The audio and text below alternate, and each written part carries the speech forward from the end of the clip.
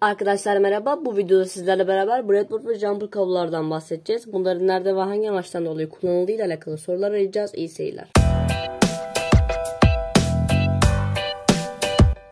Arkadaşlar öncelikle breadboardlardan başlayalım. Breadboard nedir? Breadboard budur arkadaşlar. Daha doğrusu bunlardır. Bende şu şekilde bir sürü breadboard çeşidi vardır arkadaşlar. Şu şekilde sizlere göstereyim. Arkadaşlar öncelikle breadboard'un çeşitleriyle başlayalım. Arkadaşlar şimdi bu kadar fazla breadboard çeşit olması sizin hiç gözünüzü korkutmasın.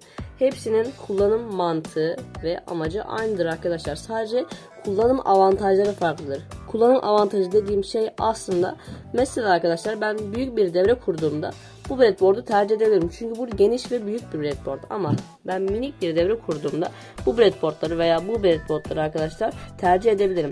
Aslında arkadaşlar bu breadboard'ların daha da küçüğü var. Şuraya bir yere çıkar arkadaşlar. Şu anda elimde olmadığı için sizlere gösteremiyorum arkadaşlar. O da böyle daha minik denemelerde o breadboard'u da tercih edebilirsiniz.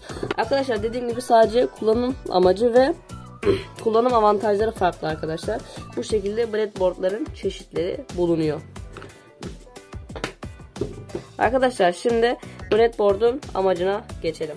Arkadaşlar breadboard üzerinde devrelerimizi lehimlemeden kolayca test etmemizi sağlayan bir araçtır. Arkadaşlar şimdi lehimlemeden. Arkadaşlar benim lehimlemedeki kastım aslında normalde arkadaşlar biz devrelerimizi şu şekilde delikli pertinakslar veya delikli kartlar üzerine devrelerimizi kurarız. Arkadaşlar şöyle size bir örnek vereyim. Mesela ben böyle bir devre kurmuşum ve şuraya bir tane buton koymuşum arkadaşlar. Ve butonun buradan bir lehim atmışım. Ama eğer ben bunu bir breadboard üzerinde yapsaydım şu şekilde butonumu koyduktan sonra yani bu kullanılmaya hazır bir komponent oluyor. Ben bunu kullandıktan sonra tekrardan sökmek istersem veya başka bir devrenin üzerine monte etmek istersem bunu tekrardan buradan alıp başka bir devrenin üzerine veya başka bir yere koyabilirdim arkadaşlar. Yani buradaki lehimlemedeki kastım aslında buydu. Ve arkadaşlar mesela ben pertinax üzerine bu devreyi kurdum ve butonu sökmek istiyorum. Arkadaşlar butonu sökerken hem çok uğraşırım hem de eğer bu hassas bir komponentse komponentime zarar verebilirim arkadaşlar. Çünkü lehim sıcak bir araç olduğu için ben lehimi vurduğumda komponentimin fazlasıyla maruz kalırsa komponentime zarar verebilirim arkadaşlar.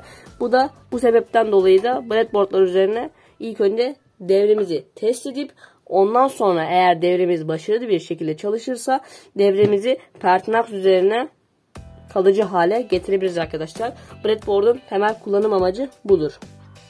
Arkadaşlar şimdi breadboard'un iç yapısı ve kullanımına geçelim. Ama ondan önce masamı birazcık şu şekilde toparlıyorum. Arkadaşlar şimdi breadboard'un iç yapısına geçelim. Arkadaşlar breadboard'un iç yapısı dik ve yatay şekilde bağlı halde konumlandırılmış metal kıskaçlardan oluşur. Arkadaşlar şimdi metal kıskaç ne demek?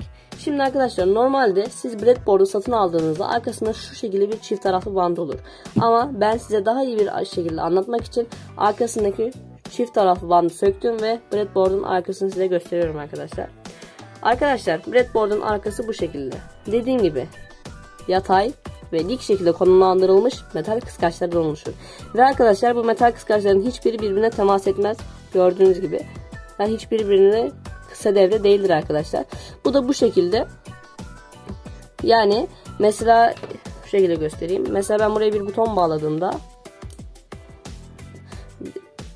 led bağlayayım arkadaşlar. Led'de daha rahat göstereyim.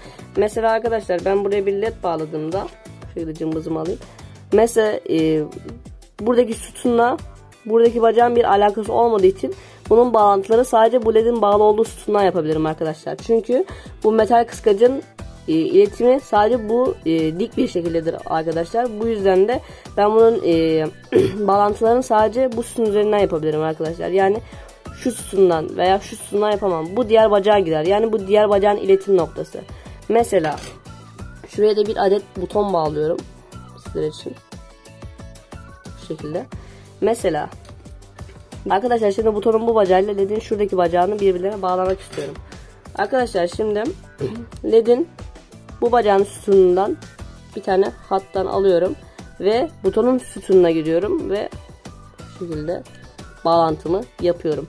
Bu şekilde arkadaşlar butonun bu bacağıyla ledin bu şuradaki bacağı birbirine temas etmiş oluyor. Ama eğer ben butonun bu sütun değil de bunun bir yanındaki sütuna bağlasaydım arkadaşlar bu şekilde de butonun ve ledin birbirine temas etmemiş olurdu. Yani yanlış bir bağlantı yapmış olurdum.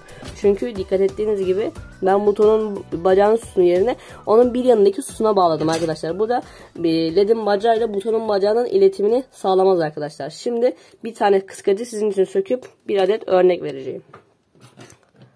Bu şekilde arkadaşlar. Breadboard'un içi bu. Şuradan bir adet sizin için söküyorum. Bir tane kıskaç söktüm sizin için. Bu şekilde bir adet. Bu şekilde arkadaşlar breadboard'un içindeki sizin komponentlerinizi bağladığınız malzeme bu. Kısaca. Bu şekilde. Arkadaşlar sizlere göstereyim. Şimdi arkadaşlar siz atıyorum bir adet potansiyometre bağladınız ve potansiyometrenin breadboard'un içindeki bacağı şu şekilde giriyor. Hayal edin arkadaşlar. Şu şekilde potansiyometrenin bacağı şu şekilde girmiş oluyor. Yani bu sütunun içerisine. Bu şekilde bağlantınızı yapıyorsunuz. Breadboard içinde aslında bu şekilde gözüküyor arkadaşlar sizin bağlantılarınız. Hemen kıskacımı yerine takıyorum arkadaşlar. Bu şekilde. Ay düştüm. Arkadaşlar şimdi breadboard'un bir tane özelliğini değineceğiz arkadaşlar. Bir tane özelliğini size göstermeye çalışacağım. Arkadaşlar şimdi bu breadboardlar aslında bu şekilde sök tak her yeri birbirinden çıkabiliyor. Hatta şu şekilde de yapabilirsiniz. Mesela bu breadboard da size yetmedi. Sizin daha geniş bir devre yaptınız ve sizin daha geniş bir çalışma alanınıza ihtiyacınız var. Arkadaşlar şu şekilde bütün breadboardlar birbirine sök tak. Mesela ben bu breadboard'u buna taktım ve çok geniş bir çalışma alanı elde ettim kendim arkadaşlar.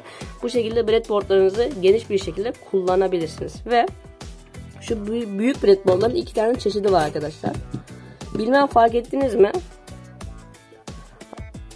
Arkadaşlar bu breadboard'da artı ve eksi hattı düz bir şekilde hiç kesinti uğramadan sona kadar gitmiş.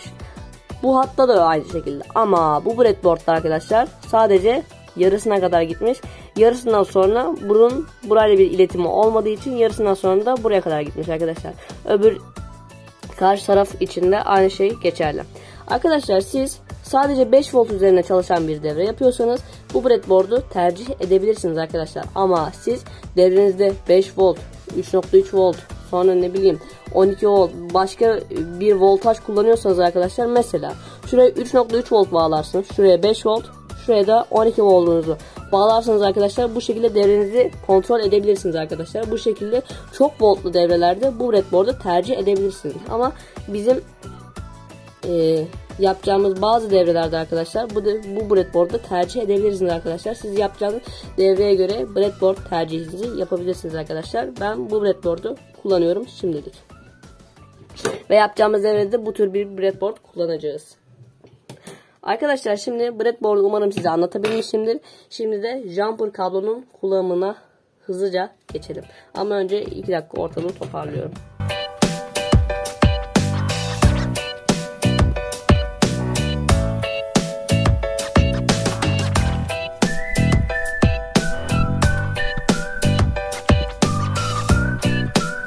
Evet arkadaşlar geldim. Şimdi jumper kablonun kullanımına geçelim. Arkadaşlar jumper kablo İngilizceden anlayacağınız gibi yani jump atlama kablosu olarak geçiyor. Arkadaşlar şimdi jumper kabloyu size yakından hemen gösteriyorum. Şu şekilde arkadaşlar. Size göstereyim. Arkadaşlar şu şekilde bir kablo. Arkadaşlar şu şekilde ortasında bir tane metal pim olan, altında da o pimi sabitleyen bir plastik var arkadaşlar. Arkadaşlar bu plastik sayesinde, pardon bu pim sayesinde biz breadboard'umuza şu bağlantı yapabiliyoruz arkadaşlar. Jumper kabloların aslında temel görevi bu. Breadboard üzerinde devrelerimizi kurmamızı sağlıyor arkadaşlar. Yani bu şekilde.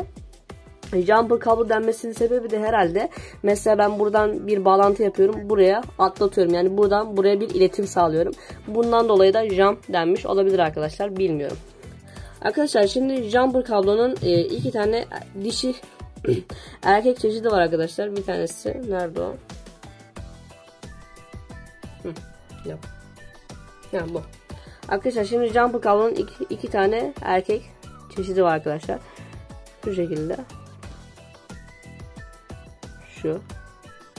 Arkadaşlar bir tanesi bu, bir tanesi de bu arkadaşlar. Ama ben bunu tercih ediyorum. Bunu kullanırken birazcık daha dikkat etmeniz lazım. Bunun pimleri birazcık daha kalınlığı birazcık daha az olduğu için arkadaşlar kolayca ucundaki pim sökülebiliyor arkadaşlar. Ama bu kablonun da bir tane güzelliği var arkadaşlar. Bu hem dişi hem erkek olabiliyor arkadaşlar. Nasıl oluyor? Hemen göstereyim. Normalde arkadaşlar eğer sizin elinizde dişi yoksa bunu dişiye çevirebiliyorsunuz arkadaşlar. Bu erkek kabloları. Ama bunun dişi satılan şeyleri de var arkadaşlar. Kabloları da var. Hemen onlardan bir adetini size gösteriyorum. Arkadaşlar şu şekilde. Arkadaşlar benim aslında dişi erkek dediğim olay uçlarında pim olmaması arkadaşlar. Arkadaşlar pimsiz olanlara dişi, ama eğer pimli olanlara da arkadaşlar erkek deniliyor arkadaşlar. Bu şekilde jumper kabloları bu şekilde ayırt ediyorlar. Mesela burası erkek, burası dişi arkadaşlar. Yani dişi erkek, erkek dişi bu şekilde ayırt ediliyor arkadaşlar jumper kablolar. Yani dediğim gibi bu şekilde dişleri satılıyor. Ama neden? Mesela bunun ucuna neden pim koymamışlar arkadaşlar? Neden bunlar gibi pimli değil? Bunun ucuna pim koymamalarının sebebi bu şekilde. Arkadaşlar siz bu şekilde erkek header'larda dişi kablolarla bağlantı yapabiliyorsunuz arkadaşlar. Bu dişi kabloların sebebi de bu. Yani olmasının sebebi bu arkadaşlar. Dur. Cümleyi toparlayamadım. Bu şekilde arkadaşlar bağlantı yapabiliyorsunuz. Mesela buraya bir tane dişi header konulmuş. Pardon, erkek header konulmuş. Buraya dişi bir kablo takıp bağlantılarımı yapabiliyorum. Hatta bunlar da şu şekilde sökülüyor. Şu şekilde bir tanesini sökeyim size. Şu şekilde sökülüyor. Ben tam sökmeyeceğim. Bu şekilde kabloyu kullanmadığım için. Ben de bunları daha rahat kullanmak için söktüm arkadaşlar. Şimdi az önce dediğim olay. Şimdi mesela ben az önce dedim ya. Ben erkek kabloları nasıl dişiye çeviririm? Arkadaşlar bunun çok basit bir yolu var aslında. Şu şekilde sizlere göstereyim. Arkadaşlar aslında bunun şurasındaki şeyi söküyorsunuz.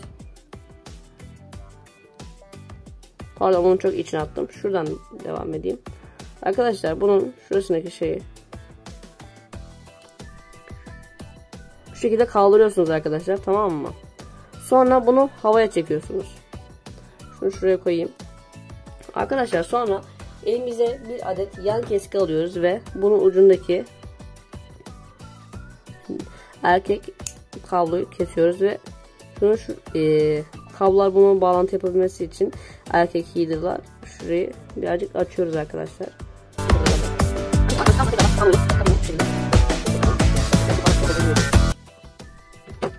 Arkadaşlar açtım ucunu. Şimdi arkadaşlar bunu yapıyorum ve ucundaki şeyi kapatıyorum. Bu şekilde de arkadaşlar ben bunlara bağlantı yapabiliyorum arkadaşlar, görmüş olduğunuz gibi. Yani bu şekilde erkek kablodan dişi de elde edebiliyorsunuz. Şu kablolar sayesinde, yani bu kabloların avantajı da bu, ama dediğim gibi siz sadece breadboard üzerine erkek bir şekilde bağlantı yapacaksanız bu kabloları tercih etmenizi tavsiye ediyorum arkadaşlar. Şimdi gelelim kablo renkleri arkadaşlar. Şimdi bu kadar fazla. Arkadaşlar aslında bu kablonun rengarenk olmasının sebebi, mesela biz bu breadboard'da 10 tane led bağladık, tamam mı? 10 tane ledin her birisinin farklı bir renkle bağlantısını yaparsak devremizin daha düzenli olmasını sağlayabiliriz arkadaşlar. Kablo renklerinde bu sebepten dolayı yapıldığını düşünüyorum ve bu sebepten dolayı da kullanılabilir arkadaşlar. Arkadaşlar şimdi jumper kablonun bir çeşidi daha var. Onu da hemen atlamadan geçmeyelim. Şu şekilde arkadaşlar zil kablolar. Bu şekilde zil kablolar var arkadaşlar. Siz bunları uygun boyutta kesip şu şekilde kendinize jumper kablo yapabiliyorsunuz. Yani kendi elinizde kendi jumper kablonuzu yapıyorsunuz arkadaşlar. Şu şekilde takılabiliyor bu.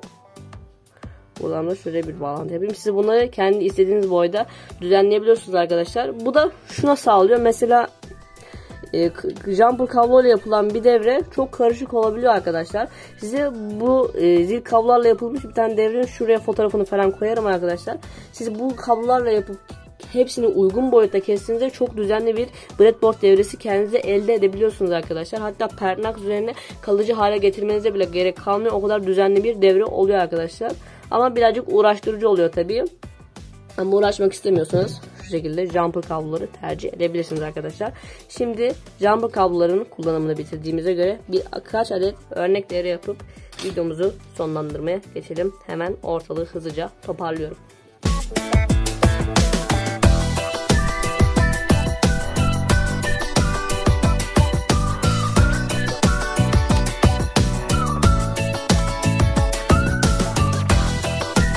Arkadaşlar şimdi çok basit bir devre kuracağım. Arkadaşlar devremde bir adet push buton, şu şekilde bir adet potansiyometre, 2 adet 220 ohmluk direnç. Arkadaşlar direncin renk kodunu şuraya koyarım. Bu şekilde siz de bakabilirsiniz. 220 ohmluk. 2 adet de led kullanacağım arkadaşlar. Renkleri fark etmez. Şu şekilde arkadaşlar 2 adet led kullanacağım. Arkadaşlar devremin temel amacı, ben butona bastım arkadaşlar, ledin yanması. Butona bastığımda da potansiyometre ile de ledlerimin parlaklığını kontrol etmek arkadaşlar. Yani devremin temel amacı bu arkadaşlar, kısaca. Şimdi breadboard'u size anlattığım gibi kurmaya geçelim. Dirençlerde ne olacak diye sorursanız arkadaşlar, dirençleri de ben ledlerimin yanmaması için, korumak için kullanacağım arkadaşlar. Yani eksi hatlarına bağlayıp eksiye göndereceğim. Arkadaşlar bu sayede de dirençler sayesinde ledlerimin bozulmasını önleyeceğim. Şimdi devremizin hızlıca kurulumuna geçelim. Size anlatarak kuracağım. Ama eğer siz devreyi yapmak istiyorsanız şuraya bir yere devre şemasını bırakırım. Bu sayede siz de yapabilirsiniz. Evet arkadaşlar, şimdi devremizi kurmaya geçelim. Arkadaşlar şimdi ilk önce ledlerimi bağlıyorum şu şekilde breadboard üzerine. Ben arkadaşlar, hatta ledler kutuplu elemanlar arkadaşlar. Ledler hakkında bilmeyenler için bir bilgi vereyim. Arkadaşlar ledlerin kısa bacakları eksi, uzun bacakları ise her zaman artıdır arkadaşlar. Yani kutuplu eleman. Bu sayede devremizi kurarken dikkat etmemiz lazım arkadaşlar. Yani kısa bacağı eksiye, uzun bacağı artıya götüreceğiz arkadaşlar. Artıları şu bölgeye doğru yapacağım arkadaşlar. Bu sayede de artı ve eksiği karıştırmamış olacağım arkadaşlar. Bunun bir önemi yok ama kafamda kodluyorum ben kendim. Bağlantıları yaparken daha kolay bir şekilde yapmak için. Hemen birinci ledimizi şu şekilde bağlıyorum. İkinci ledde sıra. Bu şekilde ikinci ledimi de bağladım. Şimdi arkadaşlar dediğim gibi artıları şuraya doğru yapıyordum. Şimdi ledlerimi korumak için 2 adet 220 ohmluk direnci alıyorum. Renk kodunu şuraya koyalım. Bu şekilde arkadaşlar. Direnci eksi hattına gönderiyorum. Şu led için şu ledi korudum. Şimdi diğer ledde sıra. O ledi de alıyorum. Bu şekilde gönderiyorum diğer hatta. Bu şekilde arkadaşlar ledlerimi korudum. Şimdi arkadaşlar push butonda sıra. Şu şekilde push butonu da şuraya yerleştirdim. Arkadaşlar şimdi push butonla ledlerin arasındaki bağlantıyı yapacağım. Arkadaşlar push butonun bir bacağını şuradaki artı hatta götüreceğim. Diğer bacağını da ledlerimin artı hattına götüreceğim arkadaşlar. Bu şekilde de butona bastığımda ledlerimin yanmasını sağlayacağım. İlk başta bu şekilde butonumun, arkadaşlar butonun şutununda bunu artıya götürüyorum sizle beraber. Arkadaşlar şimdi bir tane butonun yine hattını diğer bacağına alıyorum şu şekilde. Bir adet jumper bağlıyorum ve ledimin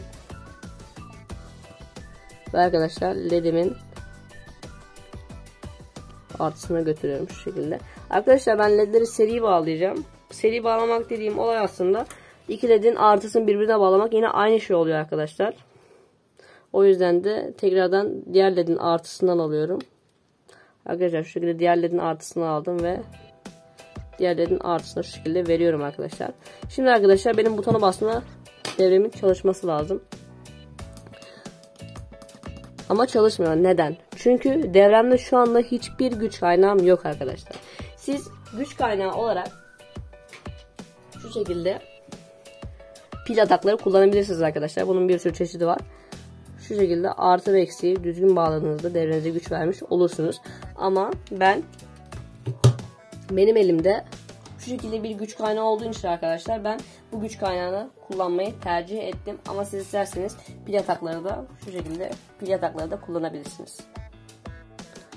Arkadaşlar şimdi güç kaynağımın şu şekilde kablolarını bağlıyorum. Yakında arkadaşlar güç kaynakları ile alakalı bir videoda gelebilir arkadaşlar. O güç kaynakları ile alakalı da bir video çekmeyi düşünüyorum. Bu şekilde radyoyu şuna bağlayayım. Eksiydi. Ana bunun şeyi yokmuş arkadaşlar, gördünüz mü? Kablo erkek çıktı. Pardon, dişi çıktı. Hemen bunu. Şimdi bir tane elimde malzeme var. Bu şekilde kablo soyucu. Bunu şu şekilde kesiyorum. Ucundan kabloyu soyuyorum. Ve bu şekilde de eksiği de bağlamış oluyorum. Arkadaşlar devremizde şu şekilde gri eksi olacak herhalde. Beyaz da artı oluyor. Hemen onun bağlantısını hızlıca yapıyorum.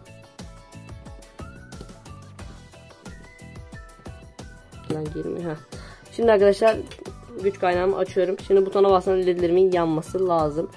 Hemen 5 volt ayarlıyorum gücümü. Ayarladım. Bastığıma yanması lazım arkadaşlar ledlerin. Bir tanesi yanıyor. Neden? Hemen kontrol ediyorum arkadaşlar. Hatta biraz zoom yapayım. Beraber kontrol edelim. Arkadaşlar. Görüyor musunuz? Ben ledin sütunu yerine onun bir yandaki sütuna bağlamışım arkadaşlar. O yüzden devrem çalışmıyor. Onu çekiyorum ve onun sütununa bağlıyorum arkadaşlar. Şu şekilde. Görmüş olduğunuz gibi ledin artı bacağının sütununa bağladım. Şimdi butonun bastığımda iki ledin de aynı anda yanması lazım. Ay, butonum çekildi. Gördünüz mü? Ve ledlerimiz sıkıntısız bir şekilde yanıyor. Şimdi arkadaşlar dediğim gibi potansiyometre ile ledlerimizin parlaklığını kontrol etmek zamanı. Potansiyometreyi de arkadaşlar şuraya, hatta şuraya monte edeyim. Şöyle şuraya monte ettim arkadaşlar. Hatta şöyle diyeyim. Bu şekilde. Arkadaşlar potansiyometreyi size kısaca bir anlatmak istiyorum. Arkadaşlar potansiyometrenin şu bacağından eksi, yani şu bacağından eksi, şu bacağından artı alacağım ben. Siz isterseniz şu bacağından eksi, bu bacağından da artı alabilirsiniz. Bunların bir farkı yok. Sadece orta bacağın nereye bağlandığı önemli. Orta bacağı da ledlerimizin artı bacağına hemen gönderiyorum. Bu şekilde potansiyometrenin bağlantılarını bu şekilde yapacağım. Hemen bunu eksiye gönderiyorum. Bu eksiler neden çalışmıyor? Çalışmıyor dedim yani çok zor bağlanıyor nedense. Yani bu breadboard'u uzun zamandır kullanmadığımdan hemen orta bacağı aldım, ledimin artı hattına gönderdim. Bir adet daha jumper kablo alıyorum. Şu şekilde bunu da bir adet daha ortadan alıyorum. Şu şekilde bunu da diğerle de gönderdim arkadaşlar. Bu şekilde. Şimdi butona bassan ledlerim yanıyor mu diye kontrol ediyorum. Tamam. Şimdi arkadaşlar hemen bir tane daha jumper kablo alıyorum. Çünkü jumperlar yetmedi. Bu şekilde arkadaşlar şimdi potansiyometrenin artı hattını bağlamaya geçelim. Bu şekilde de bu kabloyu alıyorum. Buradan buna artı veriyorum. Arkadaşlar şimdi butona bastığımda ledlerimin sorunsuz bir şekilde yanması lazım. Evet, yanıyor. Potansiyometre ile şimdi ledlerimin parlaklığını kontrol edebilmem lazım arkadaşlar devremize göre. Yavaşça. Hadi. Evet arkadaşlar gördünüz mü? Parlaklığını kontrol ediyorum arkadaşlar. Kamerada çok yansımıyor olabilir. Hassas bir ayar yapmaya çalışacağım. Evet, gördünüz mü arkadaşlar? Parlaklığını kontrol ettim. Birazcık kıstım. Bu şekilde. Kamerada belli olmuyor olabilir. Şu şekilde parlaklığını söndürdüm arkadaşlar. Bu şekilde çok eğlenceli bir devre oldu arkadaşlar. Potansiyometre ile ledlerimin parlaklığını kontrol ettim. Butona bastığımda ledlerimin yanmasını sağladım arkadaşlar. Evet arkadaşlar, videomuzun sonuna geldik. Umarım sizler için faydalı bir video olmuştur. Umarım arkadaşlar sizler için breadboard ve jumper kablo kullanımını öğretebilmişimdir. Sizle de bu devreyi yaparken çok eğlendim. Özellikle sizle yaparken çok eğlendim. Umarım siz de videoyu sıkılmadan izlemişsinizdir. Umarım sizler için faydalı bir video olmuştur arkadaşlar. Kanalıma abone ve like atmayı unutmayın. Ayrıca yorumlar atmayı unutmayın arkadaşlar. Yorumlarınız benim için önemli. Buna göre videolarda kendimi geliştirmeye çalışacağım. Daha güzel yorumlarda, daha güzel videolarda görüşmek üzere. Kendinize iyi bakın. Bye bye.